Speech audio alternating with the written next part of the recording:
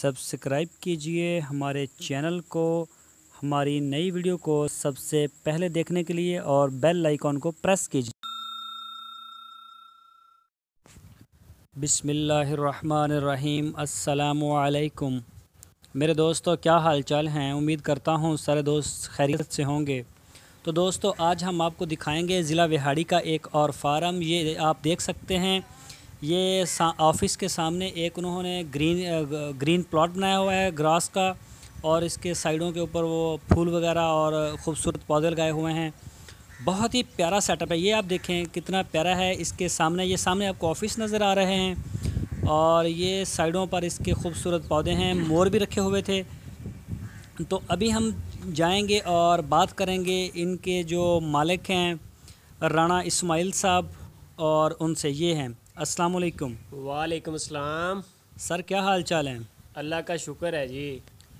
अच्छा sir, farm माशाल्लाह थोड़ा बहुत बड़ा फार्म है और बड़ा खूबसूरत फार्म है। हाँ जी, बिल्कुल जी, बिल्कुल। वैसे नस्ल केड़ी है? अल्लाह का शुक्र। अच्छा सर, ਇਹ ਜਿਹੜੀਆਂ ਗਾਈਆਂ ਖੜੀਆਂ ਨੇ, हाँ जी, ਇਹ ਜਿਹੜੀ ਆ ਤੁਸੀਂ ਇਹ ਜਿਹੜੀ ਕਿਹੜੀ ਨਸਲ ਦੀ ਹੈ ਸਰ? ਇਹ ਸਰ ਵਲੈਤੀ ਨਸਲ ਆ। ਅਸੀਂ ਇਸ ਤਰ੍ਹਾਂ ਦੀ ਬਰੀਡ ਵੀ ਪਾਈ ਹੋਈ ਆ ਜਿਹੜੀ ਤੁਹਾਨੂੰ ਦੇਸੀ ਲੱਗੇਗੀ ਲੇਕਿਨ ਹੈ ਵਲੈਤੀ ਹੈ। यानी कि लगेगी सहीवाल, होएगी वलैती। ਹੋਏਗੀ ਵਲੈਤੀ, ਬਿਲਕੁਲ ज़बरदस्त। अच्छा सर, ਇਹ ਵੰਡਾ ਪਿਆ, हाँ जी, ਤਾਜ ਵਾਲਿਆਂ ਦਾ ਵੰਡਾ ਪਾਈਦਾ ਜੀ। ਇਹ ਬਿਹਤਰੀਨ ਵੰਡਾ ਸਰ। ਸਰ ਜ਼ਬਰਦਸਤ ਰਿਜ਼ਲਟ ਹੈਗਾ ਔਰ ਜ਼ਿਆਦਾ ਅਸੀਂ ਖੁਦ ਵੀ ਮੈਨੂਫੈਕਚਰ ਕਰ ਰਹੇ ਹਾਂ। ਹਾਂ, ਮੈਂ ਦੇਖਿਆ ਸੀ ਉਹ ਪਰਲੀ ਸਾਈਡ ਦੇ ਦਰਵਾਜ਼ੇ ਦੇ ਨਾਲ ਹੀ ਤੁਹਾਡੀਆਂ ਨਾ ਗੇਟ ਦੇ ਨਾਲ ਹੀ ਉਹ ਚੱਕੀਆਂ ਲਾਈਆਂ ਹੋਈਆਂ ਸੀ। हाँ जी, वो खुद बना रहे हैं चोकर वगैरह। ਬਿਲਕੁਲ ਬਿਲकुल। ਇਹ ਸਰ ਮਾਸ਼ਾਅੱਲਾ ਬੜਾ ਜ਼ਬਰਦਸਤ ਮਾਲ ਹੈ। ਅੱਛਾ ਸਰ, ਇਹਨਾਂ ਦੇ ਨਾ ਜਾਨਵਰ ਕਿੰਨੇ ਨੇ? ਦੁੱਧ ਵਾਲੀਆਂ ਗਾਈਆਂ ਤੁਹਾਡੀਆਂ ਕਿਹੜੀ ਸਾਈਡ ਤੇ ਨੇ? ਦੁੱਧ ਵਾਲੇ ਜਾਨਵਰ ਨਹੀਂ ਯਾਰ ਇੱਥੇ ਬੰਦੇ ਅਸੀਂ। ਦੁੱਧ ਵਾਲੇ ਜਾਨਵਰ ਸਾਡੇ ਕੋਲ ਹੈ ਮੁਲਤਾਨ ਦੇ ਨਾਲ ਇੱਕ ਫਾਰਮ ਅਸੀਂ ਬਣਾਇਆ ਹੋਇਆ ਆਪਣਾ। ਉੱਥੇ ਜ਼ਰਾਈ ਜ਼ਮੀਨ ਹੈ? ਜ਼ਰਾਈ ਜ਼ਮੀਨ ਵੀ ਹੈ, ਉੱਥੇ ਫਾਰਮ ਵੀ ਹੈ। ਅੱਛਾ ਸਰ, ਇਹ ਕੀ ਚੀਜ਼ ਹੈ? ਇਹ ਸਰ ਖਲ ਸਰੋਂ ਵਾਲੀ ਖਲ ਹੁੰਦੀ ਜਿਹੜੀ ਨਾ, ਕੌੜੀ ਕੌੜੀ ਖਲ। ਹਾਂਜੀ, ਕੌੜੀ ਖਲ। ਇਹਨੂੰ ਅਸੀਂ ਮਿਕਸ ਕਰਦੇ ਹਾਂ ਇੱਥੇ, ਗਿੱਲੀ ਕਰਕੇ ਭੇਂ ਕੇ ਪਾਉਂਦੇ ਆ ਤੇ ਫਿਰ ਇਹਦੇ ਨਾਲ ਦੁੱਧ ਬਹੁਤ ਗਾੜਾ ਹੋਏਗਾ। ਗਾੜਾ? ਬਹੁਤ ਗਾੜਾ। ਤੁਸੀਂ ਉਂਗਲ ਨੂੰ ਲਾਓਗੇ ਤੇ ਤੁਹਾਡੀ ਉਂਗਲ ਨਾਲੋਂ ਤੁਬਕਾ ਨਹੀਂ ਥੱਲੇ ਚੋਏਗਾ।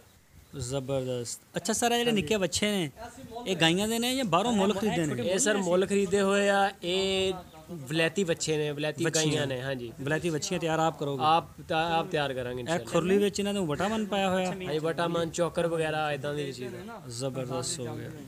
ਔਰ ਸਰ, ਥੱਲੇ ਜਗ੍ਹਾ ਬੜੀ ਗਿੱਲੀ ਹੈ, ਇਹਦੇ ਕੀ ਮਸਲਾ ਹੋਇਆ? ਤੁਸੀਂ ਆਪ ਅੱਗੇ ਤਿਆਰ ਕਰੋਗੇ? ਇਹ ਬਸ ਸਾਡੀ ਸ਼ਰਾਫਤ ਆ ਜੀ, ਮੁਲਾਜ਼ਮਾਂ ਨੂੰ ਤੰਗ ਨਹੀਂ ਕਰਦੇ।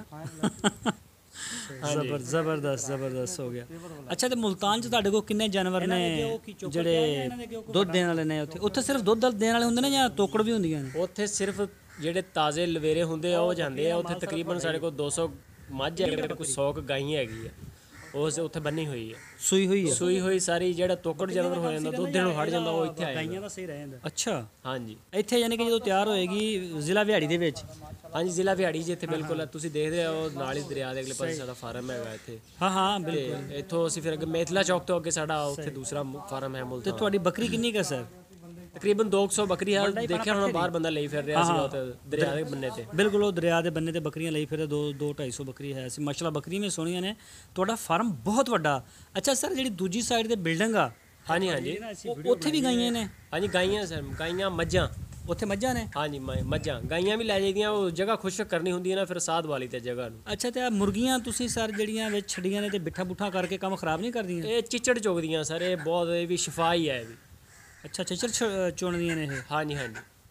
ਇਹ ਲੇਕਿਨ ਇਹਦਾ ਨੁਕਸਾਨ ਵੀ ਤਾਂ ਹੈ ਨਾ, ਵਿੱਚ ਬਿੱਠਾਂ ਕਰਦੀਆਂ ਨੇ? ਨਹੀਂ, ਕੋਈ ਨੁਕਸਾਨ ਨਹੀਂ ਇਹਨਾਂ ਨੂੰ। ਇਹ ਵੈਸੇ ਰੱਜ ਜਾਂਦੀਆਂ ਚਿੱਚੜ ਲਾ ਕੇ ਪੱਠਿਆਂ ਦੀ ਇਹਨਾਂ ਨੂੰ ਹਾਈ। ਉਹ ਦੇਖੋ ਨਾ ਸਾਹਮਣੇ, ਉਹ ਜਾਨਵਰਾਂ ਦੇ ਨਾਲ ਲੱਗੀਆਂ ਹੋਈਆਂ ਨੇ। ਹਾਂਜੀ, ਬਿਲਕੁਲ ਬਿਲਕੁਲ, ਇਹੀ ਕੰਮ ਨਹੀਂ ਰੱਖਿਆ। ਅੱਛਾ, ਲੇਕਿਨ ਸਰ ਅਸੀਂ ਤੁਹਾਨੂੰ ਇਹ ਮਸ਼ਵਰਾ ਕਰਾਂਗੇ, ਇਹ ਰਿਕਮੈਂਡ ਕਰਾਂਗੇ, ਤੁਸੀਂ ਸਪਰੇਅ ਕਰੋ ਮੁਰਗੀਆਂ ਨੂੰ। ਬਿਲਕੁਲ ਇਸ ਕੰਮ ਲਈ ਇਸਤੇਮਾਲ ਨਾ ਕਰੋ। ਹੁਣ ਤੁਸੀਂ 21ਵੀਂ ਸਦੀ 'ਚ ਹੋ। ਉਹ ਤਾਂ ਗੱਲ ਠੀਕ ਹੈ, ਲੇਕਿन देखो ना फ्री तैयार हो रहा। चलो ठीक है, ओके। तो दोस्तों, आपने सुनी है बात राणा इस्माइल साहब ज़िला विहाड़ी से, और इनका जो फार्म है काफ़ी अच्छा है। इनका एक भैंस का भी है, बैफलो का भी, वो भी हम आपको कल को दिखाएंगे। तो दोस्तों, अपना बहुत सा ख्याल रखना। अल्लाह हाफ़िज़।